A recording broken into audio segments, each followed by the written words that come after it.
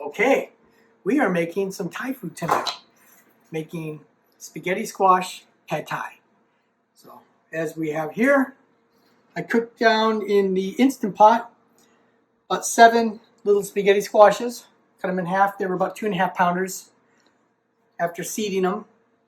And then scrape out all the innards. You get this little deal here. It's kind of like a replacement for the pasta noodles. And then I made a sauce, pad Thai sauce, out of water. They called for soy sauce, but I use Tamari. It's a little less sodium. Instead of sesame oil, I just used tahini. And instead of using honey or agave, I used some dates for a sweetener. And sriracha sauce, that gives it a kick. And fresh garlic, fresh ginger root, peanut butter, lime juice, yes. Did a couple of limes.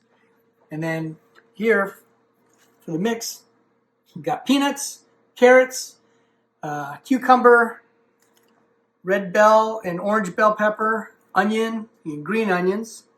It's all mixed up, and then I'll put that in here.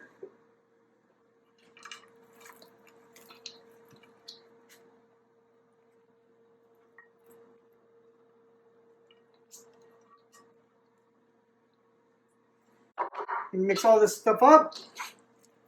Put it back into these little cradlers and bake them in the oven for another 15 minutes or so at 400 degrees.